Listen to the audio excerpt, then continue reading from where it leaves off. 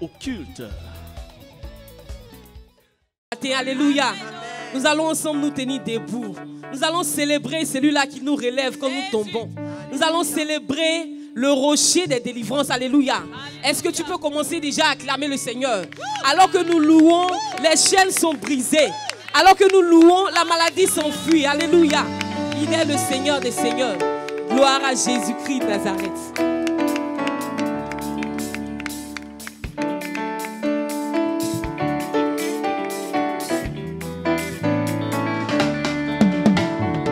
Qui me relève de mes chutes,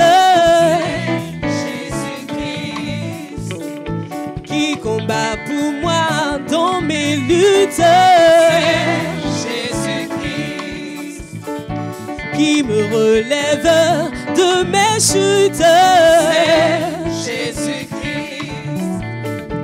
qui combat pour moi dans mes luttes, Jésus-Christ. Jésus a parlé, Jésus a parlé, je veux croire que je puis lutter pour sa gloire, car mon bouclier, ma victoire, c'est Jésus-Christ. Jésus a parlé, Jésus a parlé, je veux croire que je puis lutter pour sa gloire, car mon bouclier, ma victoire, Jésus-Christ, qui me relève de mes chutes, Jésus-Christ, qui combat pour moi dans mes luttes, Jésus-Christ, qui me relève de mes chutes, Jésus-Christ, qui combat pour moi dans mes luttes. Jésus a parlé, Jésus a parlé, je veux croire que je puis lutter pour sa gloire, car mon bouclier, ma victoire, c'est Jésus. Oh, il a parlé, Jésus a parlé, je veux croire que je puisse lutter pour sa gloire, car mon bouclier, ma victoire, c'est Jésus. Oh, il a parlé, Jésus a parlé, Seigneur. je veux croire que je puis lutter pour sa gloire, Alléluia. car mon bouclier, ma victoire, c'est Jésus-Christ. Le vainqueur Jésus magnifie son nom. Il est roi, il est vraiment roi. Oh, le vainqueur Jésus magnifie son nom. Il est roi, il est vraiment roi. Son royaume est sur son épaule. Son nom est le Dieu tout-puissant. il est merveilleux. Merveilleux conseiller, le prince de paix. Il est roi, il est vraiment roi. Son royaume est sur son épaule. Son nom est le Dieu tout-puissant. il est merveilleux. Merveilleux conseiller, le prince de paix. Il est roi, il est vraiment roi. Alléluia. Est-ce que des cris de joie peuvent s'élever vers le Seigneur? Nous dansons à la gloire de Jésus-Christ de Nazareth.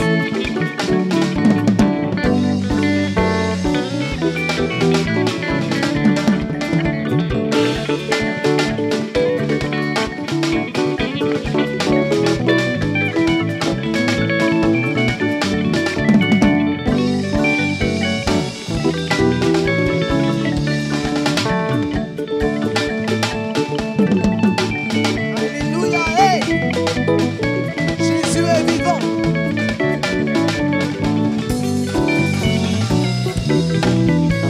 Son royaume sur son épaule. son nom est le Dieu tout-puissant. il est merveilleux. Merveilleux conseiller, le prince de paix. Il est roi, il est vraiment roi. Son royaume est sur son épaule. son nom est le Dieu tout-puissant. oh, il est merveilleux. Merveilleux conseiller, le prince de paix. Il est roi, il est vraiment roi. Gloire à Jésus-Christ de Nazareth. Merci de tout. Gloire à Jésus. Yeah. toi, Seigneur. Tout est sombre ici-bas. Tu es le seul vrai Dieu. Dieu de l'univers, sans toi, Seigneur. Sans toi, Seigneur. Alléluia. Tout est sombre ici-bas. Tu es le seul vrai Dieu. Tu es le seul vrai Dieu. Dieu de l'univers. Sans toi, Jésus. Sans toi, Seigneur. Tout est sombre ici-bas. Tu es le seul vrai Dieu. Dieu de l'univers. Oh, sans toi, Jésus, tout est sombre ici-bas. Tu es le seul vrai Dieu. Dieu de l'univers, sans toi, Seigneur. Sans toi, Seigneur. Sans toi, Jésus. Sombre ici-bas. Tu es le seul vrai Dieu. Dieu de l'univers. Oh, Jéhovah. Jéhovah. Jéhovah. Jéhovah. Oh, Jéhovah. Jéhovah. Jéhovah. Jéhovah.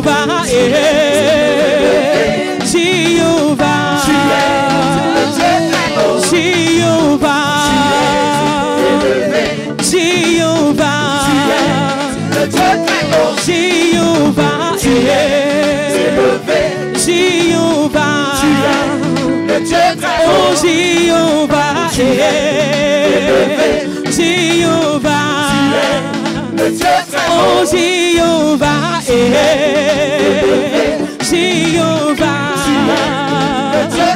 Jéhovah, Jéhovah,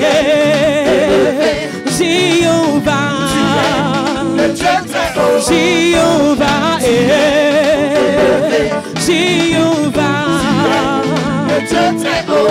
Jéhovah, Jéhovah, tu es élevé, tu es élevé, tu es élevé, tu es élevé, tu es acclamé, tu es acclamé, tu es acclamé, tu es acclamé, tu es acclamé, tu es acclamé, Jéhovah, Jéhovah, Jéhovah, Jéhovah, Jéhovah, Jéhovah, Jéhovah, Jéhovah, oh Jéhovah, Jéhovah, oh Jéhovah, Jéhovah,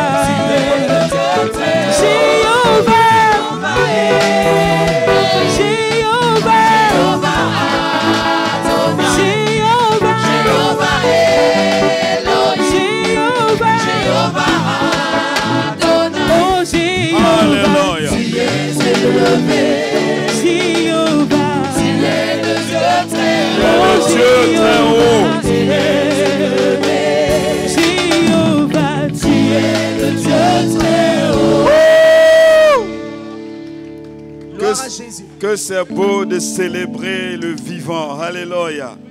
Il y a une différence entre l'assemblée de ceux qui adorent les vivants et l'assemblée de ceux qui encensent les morts. Amen. Il y a des rassemblements où on encense des morts, c'est-à-dire des mortels. Mais l'assemblée qui célèbre le vivant, c'est une assemblée qui vit au siècle des siècles. Amen. Et Apocalypse chapitre 1, le verset 17 dit: quand je vis le Seigneur Jésus, je tombai à ses pieds comme mort. Il posa sur moi sa main droite en disant: ne crains point, je suis le premier et le dernier. Et le vivant, j'étais mort, et voici, je suis vivant au siècle des siècles. Et il ne s'arrête pas là, il continue. Gloire soit rendue à Dieu que ce verset continue. Je tiens les clés de la mort et du séjour des morts. Verset 18 et point final. J'étais mort, mais voici je suis vivant. Et non seulement je suis vivant, mais je vis au siècle des siècles. Et dans cette vie au siècle des siècles, je détiens la clé des morts et du séjour des morts. Qu'est-ce qu'on doit craindre encore, frère? Qu'est-ce que nous devons redouter? Parce que le dernier ennemi, l'adversaire qui fait trembler toute l'humanité, c'est la mort. C'est-à-dire tout ce qu'on peut envoyer comme terreur, c'est la crainte de la mort. Mais il dit, je tiens les clés des morts et du séjour des morts. Que tu sois là-bas, c'est moi encore qui règne. Alléluia. Est-ce qu'on peut se tenir debout et adorer celui qui vit à jamais? Le vivant règne parmi les vivants. Il règne aussi parmi les morts. Il est digne de recevoir notre adoration. Il est digne de régner. C'est pourquoi l'apôtre Paul pouvait dire, Christ est ma vie. Même quand je meurs, la mort devient une victoire pour moi. La mort devient une victoire. Je gagne. Je ne perds jamais. Parce que le vivant est à l'œuvre. Élève la voix, bien-aimé, et adore-le ce matin. Adore celui qui vit à jamais, qui vit au siècle des siècles et qui tient la clé des morts et du séjour des morts. Alléluia. Quel privilège que nous avons d'adorer celui qui tient la clé des morts et du séjour des morts. Quel privilège nous avons d'adorer celui qui vit au siècle des siècles. Quel privilège nous avons de nous prosterner devant celui dont les jours ne sont point comptés et ne sont point limités. Oh Seigneur notre Dieu, reçois l'adoration ce matin. Nous adorons le vivant. Alléluia. Peuple de Dieu, lève les mains pour l'adorer.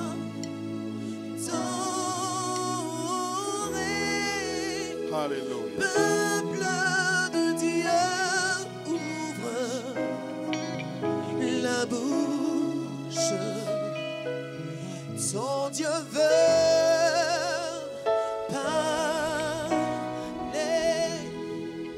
Peuple de Dieu, lève les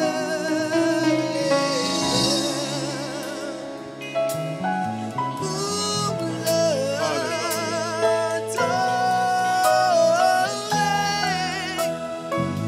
Peuple de Dieu, ouvre la bouche. Jésus veut. Oui, Jésus veut parler. Les peuples de Dieu.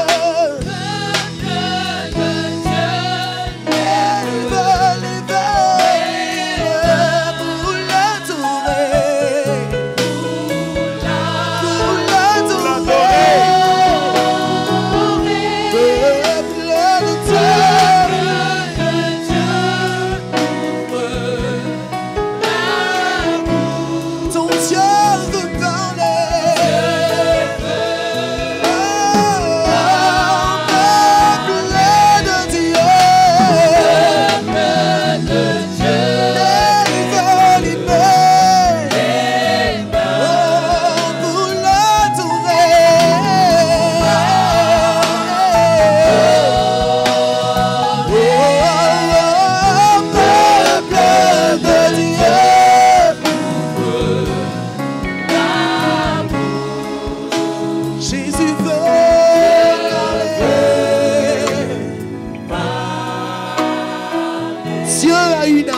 se lève pour lui obéir. L'Éternel a une armée qui se lève pour le servir. Il promène les regards à la surface de la terre et il voit l'Église. Il voit une armée d'hommes et de femmes qui se lèvent pour proclamer son règne, qui se lèvent pour proclamer sa domination dans un monde désespéré, dans un monde sans espoir, dans un monde perturbé. Dieu s'élève avec son armée pour proclamer la vie là où il y a la mort, pour proclamer l'espérance là où il y a le désespoir, pour apporter la solution là où il y a des questionnements. Cette armée, c'est nous. Oh, c'est nous, cette armée du Seigneur. Dieu a une armée. Dieu a une armée qui se lève pour lui obéir.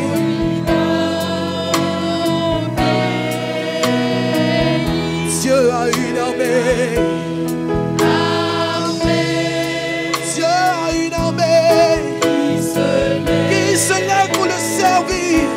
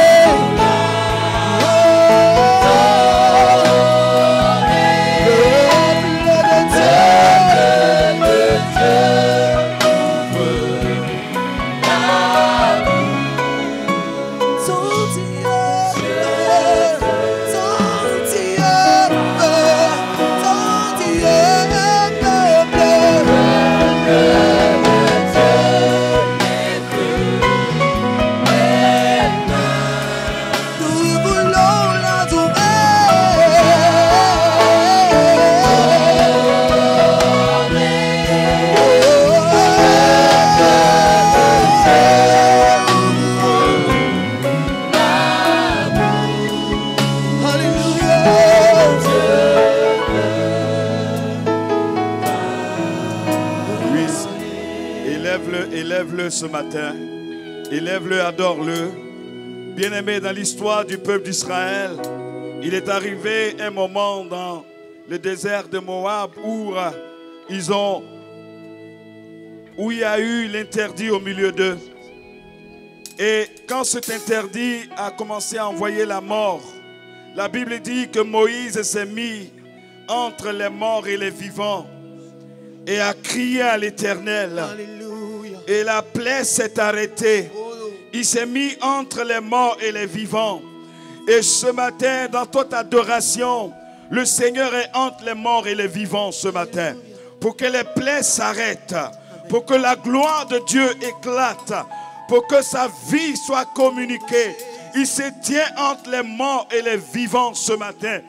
Et il intercède pour toi. Il intercède pour moi. Il intercède pour chacun de nous. Pour que les plaies s'arrêtent et que l'adoration soit vivante. Adore-le ce matin parce qu'il est vivant, il est glorieux. Alléluia. Adore le vivant ce matin. Il vit au siècle des siècles. Il vit au siècle des siècles.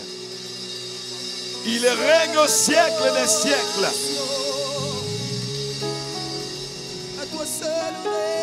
Il est le seul de l'histoire de l'humanité qui a confronté la mort et qui a vaincu la mort. Tous ceux qui sont venus ont été digérés par la mort. Tous ceux qui ont révolutionné ce monde ont été digérés par la mort. Mais il est le seul dans l'histoire de l'humanité.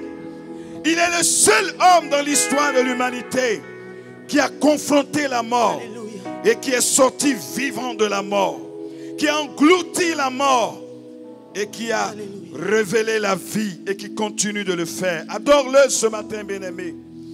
Prosterne-toi devant celui qui tient les clés des morts et du séjour des morts. Prosterne-toi devant celui qui est capable de changer la situation dans laquelle tu te trouves ce matin.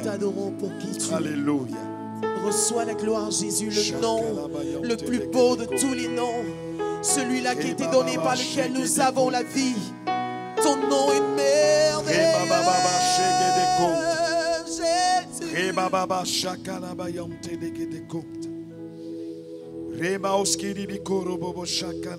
Seigneur, tu veux parler. Mais tes paroles, tu les mettras dans la bouche de ton Église. Pour qu'elle annonce au peuple, pour qu'elle annonce au monde que tu es grand, que tu es vivant, que tu es, tu étais et tu reviens. Alléluia. Que tu es la solution, la réponse. C'est vrai, Seigneur. Tu es la lumière qui brille dans les ténèbres. C'est vrai, Seigneur. Tu es le sel de la terre. C'est vrai, Seigneur. Tu es celui qui redonne l'espoir. Tu es la solution, la réponse. C'est la vérité, Seigneur. Et Seigneur, nous allons proclamer ce nom pour que les nations entendent. Nous prenons l'engagement, Seigneur. C'est la vérité, Seigneur.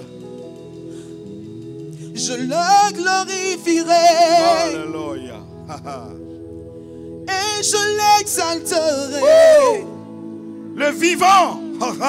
Je le proclamerai. Sur la terre des eaux. Je parlerai de toi. Tout lui est soumis. Je porterai ma croix. Le spirituel comme le physique. Toujours je chanterai. Les ténèbres comme la lumière. Tout est soumis à son autorité. Je le glorifierai. Toujours. Et je l'exalterai. D'éternité en éternité. Je le proclamerai. Tous les jours de ma vie. Sur la terre des eaux. Je parlerai de toi. Chaque fois que j'aurai le souffle de vie. Toujours je chanterai. Jésus, c'est mon Christ. Je le glorifierai. Je le glorifierai. Et je l'exalterai. Je le proclamerai. Je le proclamerai. Sur la terre des eaux. Sur la terre des eaux. Je parlerai de toi. Parlerai de toi. Je porterai ma croix. Toujours je chanterai. Toujours je chanterai. Jésus, ce nom qui sauve. Jésus, ce nom qui sauve. Je le proclamerai. Je glorifierai. Et je l'exalterai. Je le proclamerai. Sur la terre des hommes. Sur la terre. Dans mon entreprise. Partout, Seigneur, tu me positionnes. Je parlerai de toi. Chacun sait comment c'est bien fait. Ils ne peuvent porterai ma croix. Toujours je chanterai. Toujours je chanterai. Jésus, ce nom qui sauve. Jésus, oh, Jésus, vie, consolation, délivrance, donne la vie, salut du monde. Jésus, Jésus,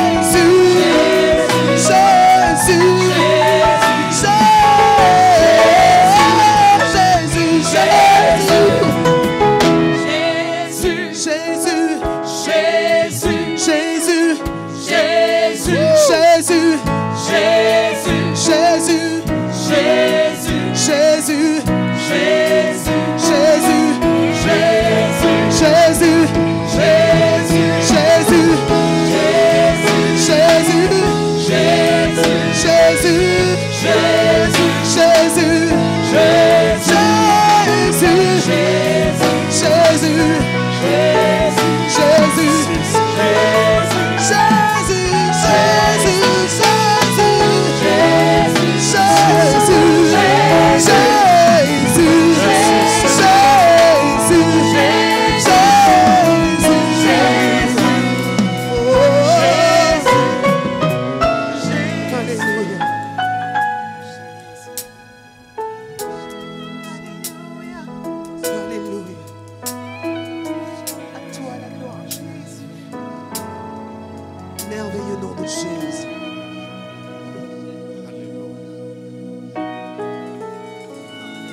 demander à ceux qui sont assis, si tu n'es pas malade, que tu peux te tenir debout. Tiens-toi debout dans la présence de Dieu.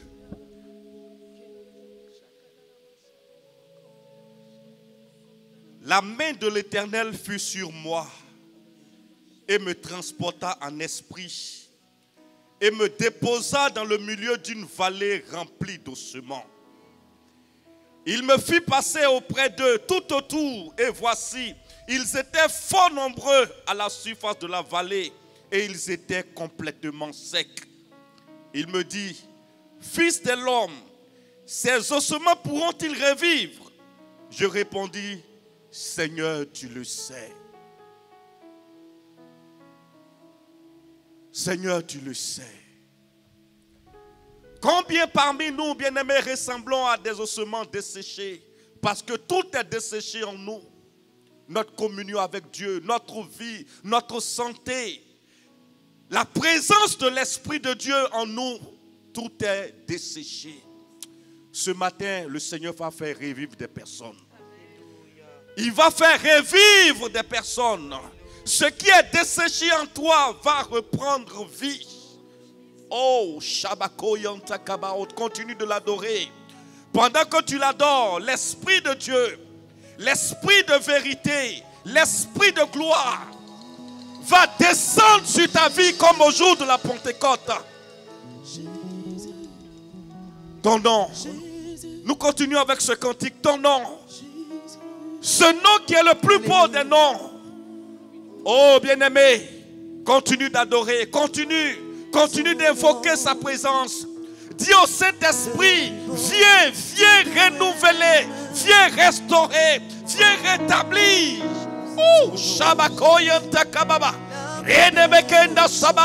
Il commence déjà, il dépose, il descend sur des vies. Des personnes seront remplies ce matin. Des personnes seront remplies ce matin. La maladie qui te tourmente, cette maladie sera brisée. Bien-aimé, la faiblesse qui est descendue sur cette vie, cette faiblesse va descendre. Shabakoyan Takababa. Hey! Son nom, c'est le plus beau des poèmes. La plus belle chanson. Proclame, proclame, proclame, proclame, proclame, proclame. Son nom est écrit Oh! en Jésus. Shebayan Takababa. Et celui-là que Hey! ton nom, C'est le plus beau. plus beau des noms, Je le glorifierai. je glorifierai et je l'exalterai, je le proclamerai Sur la terre des hommes. sur la terre des hommes. Je parlerai de toi, je porterai ma voix, toujours je chanterai Jésus, Jésus, ce nom Christ, je le glorifierai. je glorifierai et je Jesus. l'exalterai, Et je l'exalterai. je le proclamerai Sur la terre des hommes. la terre des hommes.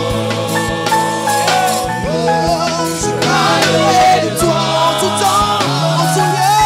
Je porterai ma voix, Toujours je chanterai. toujours je chanterai Jésus, ce nom qui sauve. Jésus, ce nom qui sauve. Je le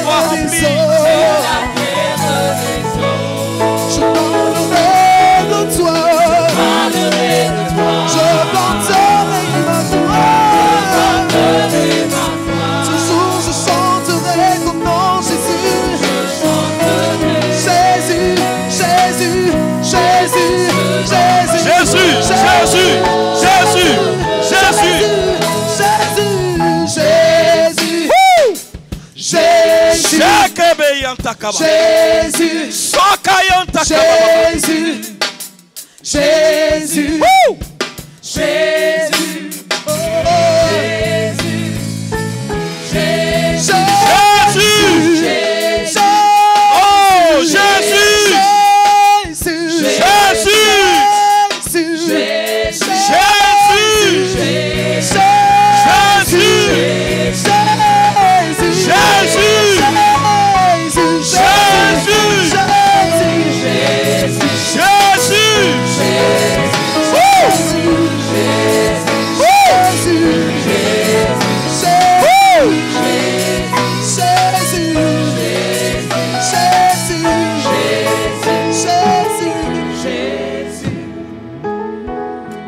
Maintenant, l'Esprit de Dieu se répand. L'Esprit de Dieu se répand. Toi qui étais affligé, toi qui étais desséché, toi qui étais mort, toi qui étais perturbé, toi dont la vie est comme un cocon vide, laisse-toi remplir ce matin. Laisse-toi être rempli ce matin. Que le chagrin, le trouble qui est dans ton cœur s'envole ce matin. Et que le règne de Dieu vienne en toi. Je vois l'Esprit de Dieu planer, descendre. Des personnes seront remplies. Des personnes seront remplies ce matin. Je vois une femme. La main de Dieu descend tout doucement sur toi. L'Esprit de Dieu remplit tout doucement, te remplit tout doucement, pendant que tu es à genoux, pendant que tu es prosterné, pendant que ton cœur est déposé au pied du trône de la grâce. L'Esprit de Dieu te remplit et te dit, c'est moi qui suis ton Dieu, c'est moi qui suis ton Dieu et c'est moi qui règne dans ta vie, c'est moi qui règne dans ta vie.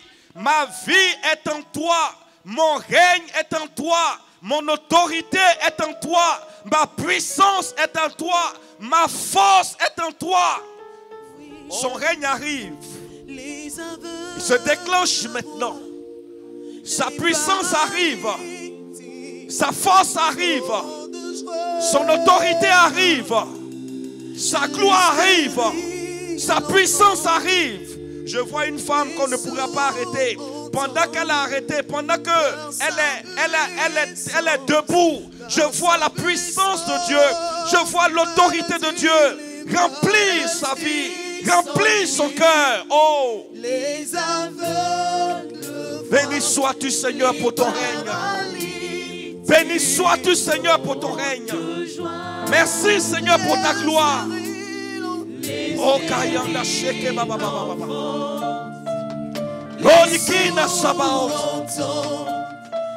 Béni sois-tu Seigneur. Alléluia. Merci Seigneur. Qui est semblable à toi et qui est comparable à toi. Merci pour la vie que tu nous donnes Seigneur. Merci pour la vie que tu nous donnes. Merci pour la vie que tu nous donnes. Au nom de Jésus. Au nom de Jésus. Au nom de Jésus. Amen. Est-ce qu'on peut lui offrir des acclamations à ce grand Dieu? Est-ce qu'on peut pousser des cris de joie à l'honneur de ce merveilleux, de ce glorieux Dieu? Alléluia.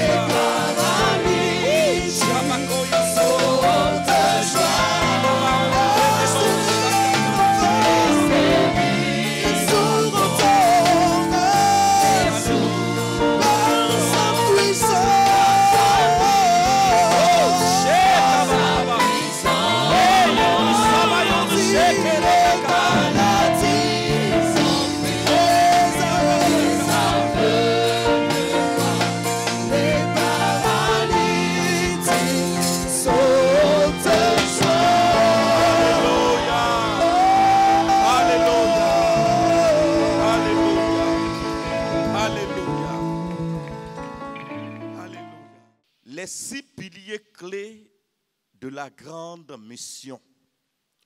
Les 6 piliers clés de la grande commission. Je vous salue, bien-aimés, dans le nom de notre Seigneur. Amen. Que sa paix soit sur nous. Vous avez le salut de votre premier responsable qui est en déplacement en ce moment à l'intérieur du pays. Il vous salue et dit qu'il est avec vous, qu'il prie pour vous, qu'il vous soutient. Alléluia.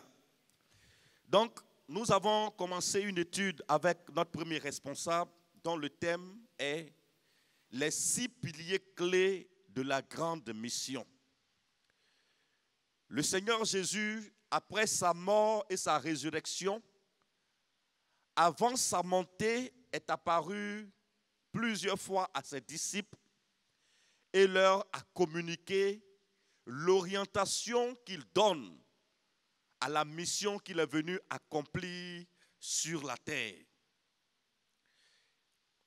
Dans Matthieu 28, chapitre 18 à 20, qui est notre texte de base, la Bible dit ceci: Jésus s'étant approché leur parla ainsi: tout pouvoir m'a été donné dans le ciel et sur la terre.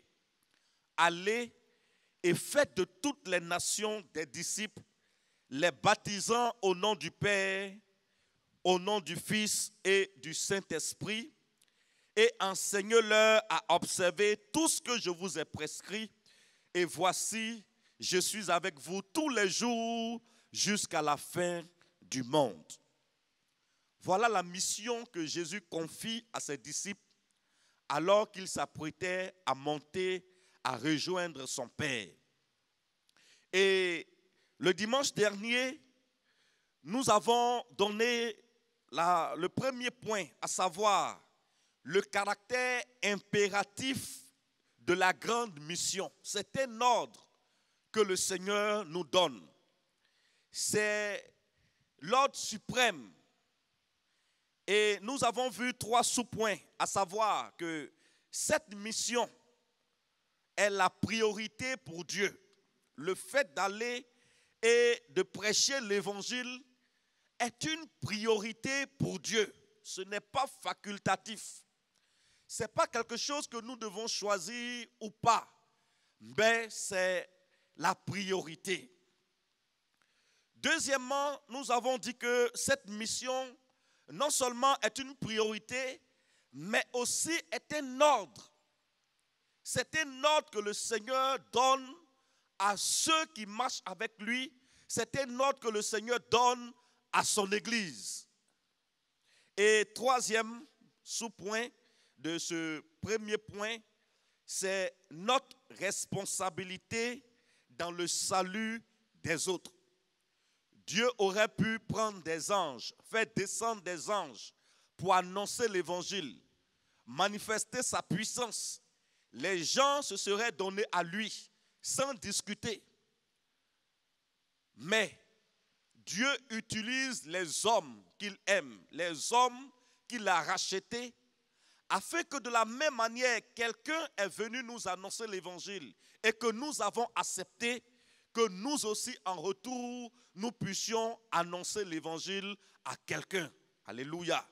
Donc, chacun de nous a une responsabilité dans le salut des autres. C'est pourquoi il a utilisé le texte de Ézéchiel, chapitre 3, verset 16, qui dit que quand je dirai au méchant, tu mourras, si tu ne l'avertis pas, si tu ne parles pas pour détourner le méchant de sa mauvaise voie et pour lui sauver la vie, ce méchant mourra dans son iniquité, mais je te redemanderai son sang. C'est Dieu qui parle. S'il avertit un méchant, et aujourd'hui l'avertissement est donné, l'avertissement est dans sa parole. Si nous n'informons pas, nous ne prêchons pas, nous n'annonçons pas la bonne nouvelle aux gens et que les gens meurent dans leurs iniquités, ils mourront certes. Mais nous, enfants de Dieu, nous chrétiens, la Bible dit que Dieu nous redemandera le sang de quelqu'un qui n'a pas entendu parler de lui. Amen. Donc nous avons notre responsabilité dans le salut des autres.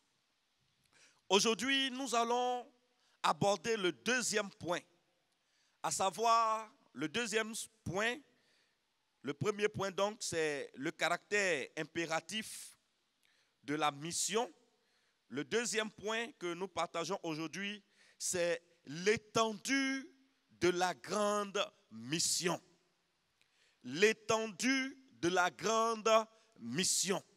À qui nous devons annoncer l'évangile? Vers qui nous devons nous tourner? Est-ce que nous devons sélectionner des personnes, viser des personnes et puis laisser les autres? Ou bien est-ce que cette mission s'étend à tout le monde, à toute l'humanité, à toutes les personnes de différents rangs sociaux, de différentes religions? Est-ce que celui qui est déjà engagé dans une religion, nous devons laisser la personne dans sa religion, ou est-ce que nous devons continuer de lui annoncer l'évangile? L'étendue de la grande mission. Et nous lirons deux textes. Le premier texte, nous lirons cela dans Luc chapitre 24, le verset 47. Et le deuxième texte, nous lirons dans Actes chapitre 1, le verset 8. Luc chapitre 24, verset 47. Que je lis. Il dit quoi? Et que la repentance et le pardon des péchés seraient prêchés en son nom à toutes les nations, à commencer par Jérusalem.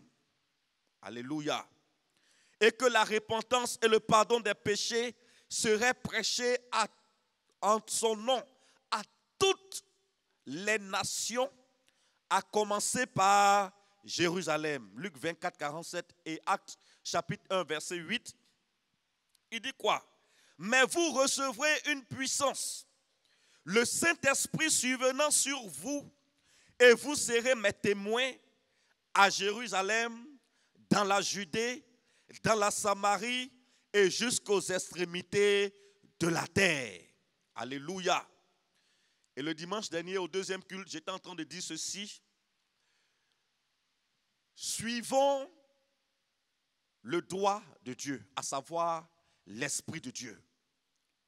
Suivons l'orientation de l'Esprit de Dieu. Nous avions prêché ici sur la repentance. Nous avions prêché ici sur, je peux dire, la motivation. À savoir, les chrétiens doivent travailler. Les chrétiens doivent s'engager, doivent communier avec Dieu. Les chrétiens doivent pouvoir avoir de bonnes relations envers leurs frères. Les chrétiens doivent manifester la foi. La guérison doit être prêchée. Et aujourd'hui, l'orientation que le Seigneur nous donne, c'est à savoir annoncer l'évangile. Nous devons suivre le doigt de Dieu. Étant une église de l'esprit, nous devons nous laisser conduire par l'Esprit de Dieu. Qu'on ne dise pas que maintenant on s'est tourné, on s'est détourné, on ne nous encourage plus. Bien-aimés, ce sont ces encouragements-là que nous sommes en train de donner. Les encouragements qui viennent de Dieu sont 1000 fois mieux que les encouragements qui viendront de la connaissance humaine.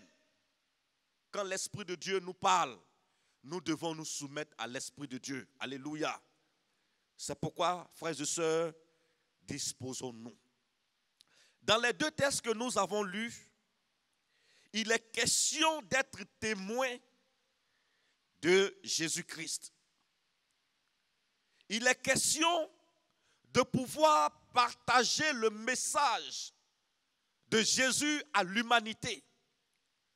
Parce qu'en venant sur cette terre, le Seigneur Jésus avait un objectif. Il avait un but qu'il devait atteindre. Ce but-là, c'était de pouvoir rapprocher les hommes qui se sont détournés de Dieu. Je peux dire l'humanité, je ne dis pas une partie d'hommes, mais l'humanité qui s'est détournée de Dieu. Et quand nous lisons le livre de Hébreux, La Bible dit, après avoir et de plusieurs manières parlé aux hommes, Dieu dans les derniers temps s'est rapproché des hommes au travers de qui? Au travers de son Fils, n'est-ce pas? Mais son Fils, en venant sur cette terre, son Père lui avait confié un objectif, il lui avait confié un but qu'il devait atteindre. Si Jésus n'avait pas accepté cette mission, nous ne serions pas là aujourd'hui. Chacun de nous serait en train de faire quelque chose d'autre que de se planter, que de se pointer dans une église à pareille heure. On a travaillé la semaine, on est fatigué dimanche. Il y en a qui se reposent. Il y en a qui ont décidé d'aller faire des réunions de famille. Il y en a qui ont décidé d'aller faire des réunions de village pour le développement de leur village. Il y en a qui ont décidé d'aller à la plage. Mais nous avons décidé de venir dans la maison de Dieu. Si Jésus ne l'avait pas fait, on ne serait pas ici. Alléluia. Mais si nous sommes dans la maison de Dieu, nous devons écouter et agir en fonction de ce que lui, Dieu, nous donne comme orientation. Alléluia. Jésus est venu pour sauver ce qui était perdu. Donc, il dit dans le livre de Luc, il dit que la repentance et le pardon des péchés seraient prêchés en son nom, au nom de Jésus, à toutes les nations. Et dans le livre de Actes, il dit, vous recevrez une puissance, le Saint-Esprit survenant sur vous, et vous serez mes témoins. Dans les deux cas, nous sommes des témoins. Et nous allons avoir 4 sous-points dans ce deuxième point. Premièrement, la Bible nous dit que nous serons les témoins de Jésus à Jérusalem. Il ne s'agit pas de prendre un avion et d'aller faire le pèlerinage à Jérusalem pour que nous soyons les témoins de Jésus là-bas. Au moment où Jésus-Christ parlait à ses disciples, leur lieu de résidence, c'était Jérusalem. C'est à Jérusalem qu'ils habitaient, c'est à Jérusalem qu'ils faisaient tout, c'est à Jérusalem qu'ils avaient leurs relations, c'est à Jérusalem qu'ils devaient accomplir, par Jérusalem qu'ils devaient commencer la mission. Et qu'est-ce que Jérusalem peut signifier pour nous aujourd'hui? Quand le Seigneur nous dit que nous serons ses témoins, à commencer par Jérusalem, de quoi veut-il parler? Qu'est-ce qu'il veut nous faire comprendre? Jérusalem, c'est notre famille. Alléluia. C'est là où se trouvent nos familles respectives. Tout bon chrétien doit annoncer continuellement l'évangile aux membres de sa famille. On n'a pas dit forcément de faire d'eux des chrétiens, mais de leur annoncer l'évangile. Alléluia. Certains d'entre nous, nous avons du zèle pour annoncer l'évangile, peut-être dehors, mais pas aux membres de nos familles. Je me souviens une fois, je parlais avec mon papa un jour, je lui ai dit, il faut que tu donnes ta vie à Jésus. Il faut que tu acceptes de renoncer à tout ce que nous voyons. Quand on rentre dans la maison, tu as accroché des choses partout dans la maison. Il faut que tu renonces à ça. Et vous savez, un papa qui t'a mis au monde, il a toujours des mots pour pouvoir te décourager. Et il m'a dit, tu sais, tu es né dans ma main. C'est moi. Même si tu crois qu'aujourd'hui j'ai attaché des choses de la maison, mais c'est moi que Dieu a utilisé pour te mettre au monde.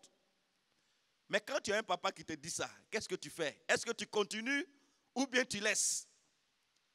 Et je sais que parmi nous, beaucoup d'entre nous ont eu des parents qui leur ont dit ça. Et il m'a dit un jour que moi, j'ai attaché mes choses dans ma maison. Et si je dois aller à l'église, j'irai à l'église catholique. Ça, il me l'a dit.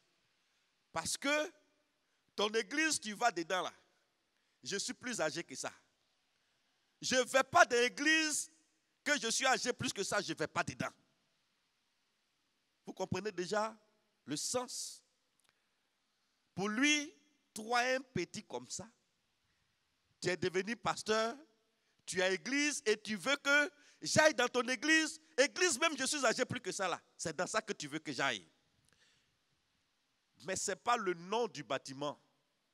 C'est celui qui est derrière l'église. C'est lui qui est important. Alléluia. Vous comprenez? Et j'étais ici un jour, j'étais au bureau avec le pasteur Balou, et mon téléphone sonne. On me dit que ton papa veut se faire baptiser. J'ai dit, il veut se faire baptiser au nom de qui? Par quoi? On dit non, qu'on l'a invité à l'église, dans une église évangélique. Il dit qu'il est heureux, il s'est senti heureux, il s'est senti en paix. Et il a même demandé au pasteur d'aller enlever tous ces fétiches qui sont dans sa maison. Alléluia. Vous comprenez? Il faut que l'évangile soit annoncé à tout le monde.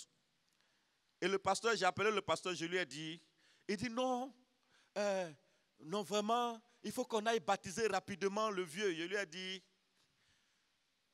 si tu considères que je suis un grand frère pour toi, y compris dans le ministère et y compris dans la vie normale, le baptême, on ne le fait pas précipitamment. Tu ne peux pas envoyer quelqu'un à l'église dimanche. Il dit qu'il va donner sa vie à Jésus. Et puis le samedi qui suit, tu veux le plonger. Mais laisse, moi-même je viens au village, je viens parler avec le vieux. Quand je vais finir de parler avec lui, ce qu'il y a à faire, nous le ferons. Je suis allé et j'ai posé la question au vieux. Tu dis, tu veux te faire baptiser, tu veux t'engager dans la vie chrétienne. Est-ce que tu connais ses conséquences? Il dit oui, je pense que maintenant je peux comprendre. Alléluia. Ce n'est pas les choses qu'on lui a dites le dimanche là qui ont fait que il a décidé de pouvoir s'engager. Mais au fur et à mesure qu'on lui parle, qu'on lui communique l'évangile. Mais je lui ai dit, mais ta femme, elle est combien? Tu fais comment? Il me dit, sincèrement, je veux donner ma vie à Jésus. Le reste là, Jésus n'a qu'à gérer. Alléluia. Donc, d'ici peu, on va aller j'ai reporté le baptême. La semaine prochaine, je serai peut-être au village. On va voir comment on va aller le plonger. Alléluia. Donc, nous devons annoncer l'évangile à nos parents, aux membres de nos familles. On ne fera pas des chrétiens. Mon papa là, ça fait près de 30 ans qu'on est en train de lutter sur cette affaire. Ça fait près de 30 ans. On lutte. On n'a pas encore terminé. On lutte. Mais il ne faut pas que les situations, les découragements fassent qu'on arrête d'annoncer l'évangile. Je veux vous dire, c'est la Bible qui le dit. Le prophète n'est pas aimé chez lui-même. Quand tu vas leur parler, ils vont vouloir t'humilier, te ridiculiser, te dire des choses pour te décourager. Mais sachez-le, Jésus-Christ lui-même, il a vécu cela. Quand il allait à Nazareth où il a grandi et qu'il a commencé à leur annoncer l'évangile, les gens ont dit, mais ce n'est pas le fils du charpentier là, ce n'est pas lui qui est là. Les gens de ta famille te connaissent. Ils savent même comment tu es né. Ils savent comment tu as vécu. Ils savent qui tu es. Mais quand l'évangile t'a pénétré, tu es une nouvelle personne. Tu es une nouvelle créature. Frères et sœurs, si vous pensez qu'ils ne font pas attention à vous, regardez votre vie. Parce que c'est même qui vont vous vilipender, c'est même qui vont vous décourager, c'est même membres de la famille qui vont vous humilier. Quand vous allez vous comporter comme eux, ils vont vous dire, ah, Donc toi tu es chrétien et puis tu fais les choses comme ça aussi. Et pourtant ils ne veulent pas accepter ce que tu leur dis. Alléluia. Jérusalem, c'est notre famille. Jérusalem, c'est notre environnement immédiat. Tu es dans un quartier, tu as des voisins immédiats. C'est Jérusalem qui est là. Notre pasteur nous a dit, notre premier responsable nous a dit la dernière fois, il ne faut pas que tu sois chrétien le dimanche et que les autres jours, ou bien même quand tu sors du temple, tu n'es plus chrétien.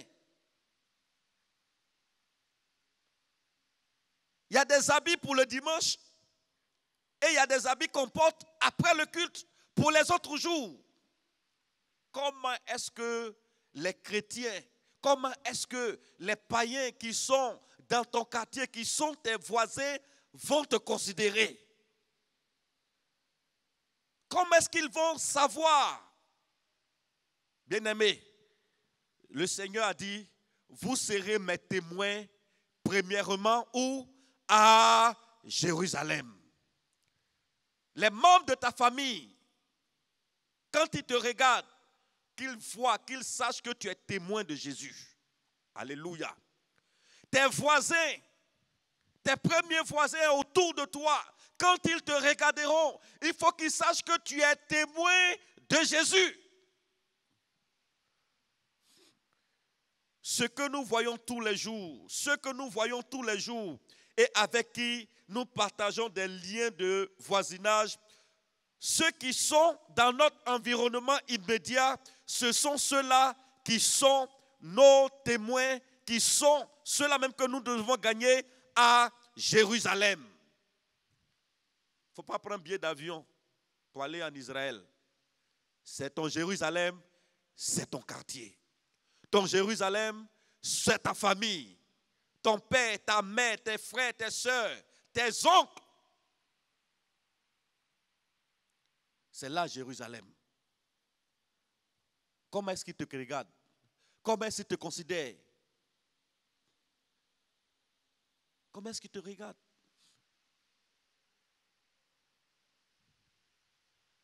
L'année dernière, j'ai une de mes soeurs, Dieu merci, gloire à Dieu, qui s'est convertie maintenant et qui est en train de s'engager aussi dans la voie du Seigneur.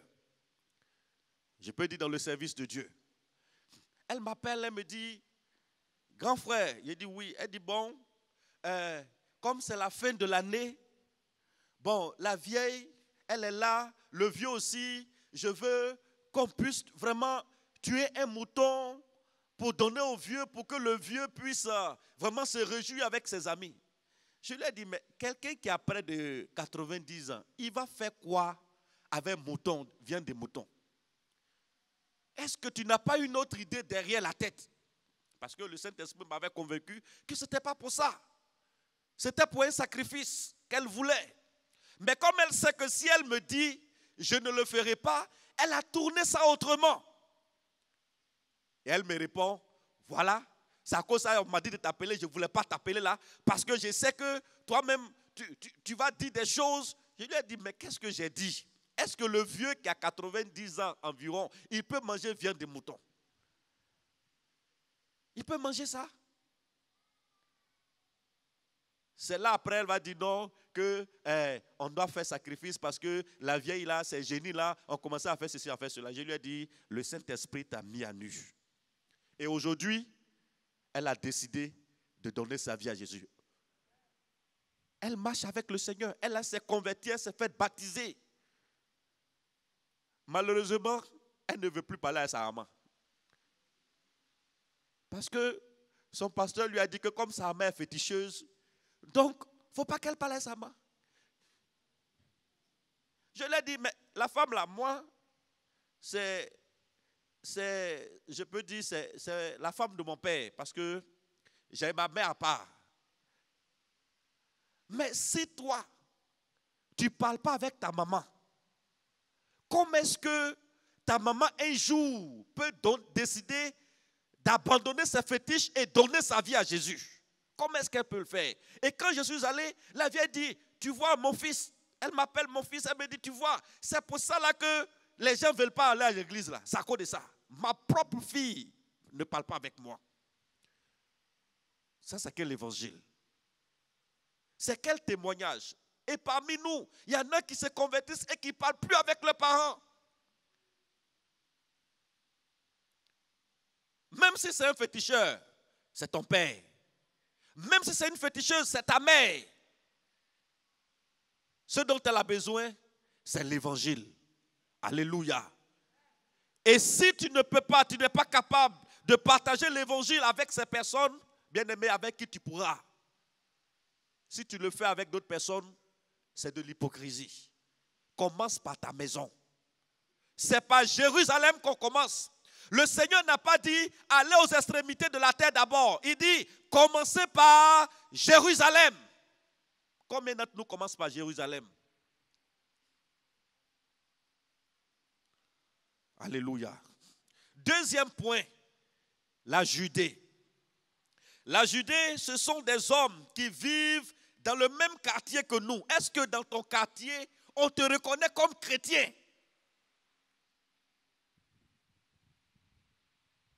Il y a un frère qui m'a dit que dans leur quartier, les gens à l'époque, ils sont allés prendre des dozos. Et les dozos ont demandé à ce qu'on fasse des offrandes, qu'on donne l'argent. Ils vont aller tuer des moutons pour pouvoir faire le sacrifice pour que les voleurs ne viennent pas dans le quartier. Et parmi eux, il y a des chrétiens qui ont cotisé. Demain là, quand ils vont vouloir faire autre sacrifice, ils vont aller où? Ils vont s'adresser à vous, vrai ou faux? Parce que pour eux, tu n'es pas chrétien. Sachez que les gens souvent nous éprouvent. Ils tentent, ils essaient de voir. Ils essaient de voir. Je vais demander pardon à mon épouse. Je n'avais pas son idée, mais je vais rendre ce témoignage. Elle travaillait dans une structure où de l'argent avait disparu. Et le directeur lui-même, les gens lui ont dit, bon, monsieur le directeur, il faut qu'on mène des enquêtes pour voir vraiment comment l'argent a disparu. Il dit non, que lui, il sait où il va partir, et puis l'argent là, on va savoir où c'est parti. Un directeur d'une grande structure, ce n'est pas là où elle travaille maintenant, hein. Elle travaille dans une autre structure. Une grande structure. Je peux dire, c'était à l'époque, ils étaient les seuls en Côte d'Ivoire. C'est plus tard que peut-être une ou bien deux structures sont arrivées. Mais à l'époque, c'était eux. Le directeur, un grand monsieur d'un certain âge, respectable. Je parle du directeur financier. Celui-là même qui a les clés de l'argent. Les clés, toutes les signatures qui concernent l'entrée et sortie. Et il prend ses collaborateurs et puis ils vont chez un marabout. Pour que le marabout détecte qui a volé l'argent. Il prend balai. Et puis il fait comme ça. Si balai là s'attrape, ça veut dire que c'est toi qui as pris. Entre nous, chrétiens. Et il y a des chrétiens qui sont passés. Et quand il est arrivé sur ma femme, le marabout, quand il est arrivé devant ma femme, il a dit, non, attends, je vais aller aux toilettes. Il est allé aux toilettes, il est revenu. Quand il a fixé ma femme, il dit, non, je vais aller aux toilettes encore. Le directeur lui dit, mais monsieur, tu as quoi? Il dit, non. Je vous assure, ma femme lui a dit, je ne fais pas ça. Mais quand il est arrivé à son tour, il a dit, bon, c'est fini, lui, il ne fait plus. Il a déposé les balais et il est sorti du bureau. Soyez des chrétiens fermes devant de telles situations. Alléluia. Évitez les compromissions. Parce que si tu es dans la Judée, les gens dans ton quartier te regardent. Une fois qu'ils ont engagé, une fois, deux fois, trois fois, ils se disent, bon, de toute la manière, c'est ouvert à tous les chrétiens. On peut le faire. Mais il faut que dans ton quartier, qu'on sache que tu es un chrétien. qu'on sache que toi, tu ne te confonds pas, bien-aimé. L'huile ne te confond pas à l'eau. Mais on n'a pas de les insulter. De te comporter de telle sorte que tu puisses les gagner. Qu'un jour, quand on va dire, vraiment, il y a qui dans ce quartier-là qui est sincère, qui est vraiment, à qui on peut se confier. Quand on dise, il y a un tel, il y a un tel, il y a un frère, il y a telle villa, telle maison, tel appartement. Cette personne-là vraiment est sincère. Annonce-leur l'évangile. Parle de ta foi, communique ta foi. Alléluia. Ce sont des hommes qui vivent dans le même quartier que nous. Ceux avec qui nous cohabitons. Ceux que nous fréquentons parfois ou quelquefois. Ce sont nos collègues de service, nos clients, nos amis et connaissances. Ce sont là les hommes de la Judée. Tu fais une activité, tu vends au marché, tu as des clients qui viennent régulièrement. Ce sont les gens de la Judée. Ce sont les gens de la Judée. Tu es dans un service et des personnes viennent régulièrement. Tu as même tissé des liens peut-être avec ces personnes. Quand tu vois la personne, ah ma cliente, ah mon client. C'est la Judée. Frère, ces personnes-là qui ne connaissent pas Jésus ont besoin aussi de l'évangile. Ne nous taisons pas. Si nous le faisons, on n'a pas dit de les convertir. Parce que parmi nous, ça n'a pas été facile de nous convertir. Il y en a parmi nous ici. Mais il y en a aussi, des hommes sont venus nous parler et on a accepté. Même s'il y en a qui se sont convertis par songe. Il y a un frère qui m'a dit une fois, pasteur, ce que j'ai vu dans le rêve là, si je ne donnais pas ma vie à Jésus, vraiment je n'allais pas vivre aujourd'hui. Jésus, il est capable de faire tout ce qu'il peut, tout ce qu'il veut.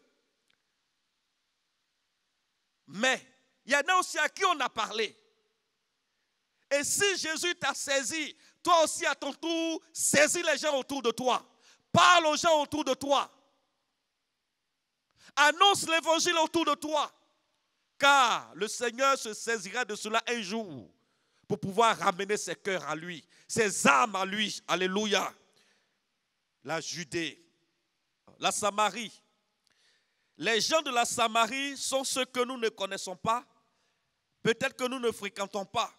Ce sont les amis de nos amis, les gens qui ne sont pas du même groupe ethnique que nous, du même quartier que nous, qui ne sont pas de la même religion que nous, mais aussi que nous ne connaissons pas, mais aussi que nous pouvons connaître à travers quelqu'un. Les amis de vos amis. Les gens de Jérusalem considéraient les gens de la Samarie comme des gens qui ont raté leur vie, leur religion. Parce qu'ils se sont, d'après eux, se sont associés à d'autres religions. Ils font du syncrétisme religieux. Donc c'est comme ça qu'ils les regardaient. Quand tu as vu quelqu'un qui est en boubou, ah, de toute la manière, lui là, il est déjà musulman, on ne peut pas lui annoncer l'évangile. Lui là, il est déjà bouddhiste. Donc, ce n'est pas la peine. Il a déjà sa religion. Un jour, il y a un de nos collègues qui dit qu'il allait, il a annoncé l'évangile à un musulman. Et le musulman lui a dit, vous les chrétiens là, ce que je n'aime pas chez vous, c'est que vous êtes des extrémistes. Il a dit, ouais, ça veut dire quoi extrémiste? Parce que quand les gens disent ces gens des mots-là, permettez qu'eux-mêmes ils donnent la définition. Et il lui a dit, mais c'est quoi l'extrémisme? Il dit, mais non, vous dites que votre Dieu là, il est le seul, Jésus est le seul chemin qui va au paradis, tout ça, vous êtes des extrémistes. Il lui a dit, mais est-ce que c'est nous on a dit? C'est Jésus même qui a dit sa chose. Ou bien ce n'est pas lui qui a dit. Il dit, je suis le chemin, la vérité et la vie. Mais s'il y a quelqu'un qui est extrémiste là, va parler à Jésus. Mais pour que tu lui parles là, il faut que tu lui donnes ta vie pour qu'il sache ce qui est dans ton cœur. Alléluia. Il y a des choses qui sont simples. Annonce l'évangile. Les gens vont dire des choses. Ils vont parler. Mais au moins, ils en ont entendu parler. C'est pourquoi souvent quand les gens disent non, Noël, moi, non, ce n'est pas une fête chrétienne, ce n'est pas une fête biblique, on s'en fout. On s'en fout. On dit, toi-même tu es assis là, tu as ta date d'anniversaire. Même si le jour qu'on a choisi là, Ce n'est pas le jour où Jésus est né, mais au moins, quand on dit Noël, même le musulman, on dit c'est l'anniversaire de Jésus. Vrai ou faux? Qui sait si un jour le Seigneur se saisira de ça pour pouvoir leur dire, tu as entendu parler de moi, mais tu m'as rejeté. Si ce n'est pas le 24 décembre, si ce n'est pas le 25, si c'est le 1er janvier, si c'est le 2 février, on s'en fout. De toutes les manières, il y a un jour où on décide de fêter l'anniversaire de Jésus. Et ça, on n'a pas besoin de faire palabre si on est chrétien, vrai ou faux? Nous-mêmes, là, il y en a qui ont beaucoup d'anniversaires. Il y en a. Voilà. Souvent, on se connaît sur Facebook, là, on dit, bon, le 2 février, là, c'était l'anniversaire de tel. Et puis le 3 décembre, tu vois encore anniversaire encore. De la même personne. Bon, on fait comment? Alléluia. Les gens de la Samarie sont les gens qui ne sont pas du même groupe ethnique que nous, forcément. Qui ne sont pas de la même région que nous, qui ne sont pas de la même religion que nous. Ces personnes-là aussi ont besoin de l'évangile. Alléluia. Et pour terminer, il dit jusqu'aux extrémités de la terre. Jusqu'aux extrémités de la terre, c'est partout où nous serons. Dans tous les lieux où nous nous trouverons. Si tu te retrouves chez moi, à Boisseau, annonce l'évangile. Parce que les amis, ils sont coriaces. Ils sont durs. Mais seul le Seigneur peut incliner leur cœur. Alléluia. Il est capable de le faire. Donc, jusqu'aux extrémités de la terre, c'est partout où nous nous trouverons. Que nous n'ayons pas honte d'annoncer l'évangile, de partager l'évangile, d'annoncer Jésus. Le salut viendra. Mais le salut viendra de quelqu'un. Dieu aurait pu choisir des anges, mais il choisit des hommes. Alléluia. Frères et sœurs, la portée de l'évangile, l'étendue de la grande commission, cette étendue-là dépend de chacun de nous, de nos familles, de nos voisins, de ceux-là même qui ne sont pas du même groupe ethnique que nous, mais aussi de ceux qui sont aux extrémités de la terre. Que Dieu nous donne la force de pouvoir le faire au nom de Jésus. Amen. Ok, tenons-nous debout et nous allons prier. Nous l'avons dit, ce n'est pas facultatif. Ce n'est pas facultatif. La grande commission n'est pas facultative. Ce n'est pas tu peux le faire ou bien tu n'es pas obligé de le faire. On est tenu de le faire. Élève la voix et demande à l'Éternel de te donner, d'agir en fonction de Actes chapitre 1 verset 8 qui est « Vous serez mes témoins à Jérusalem, dans la Judée, dans la Samarie et jusqu'aux extrémités de la terre. » Élevons la voix et prions le Seigneur notre Dieu. Prie le Seigneur.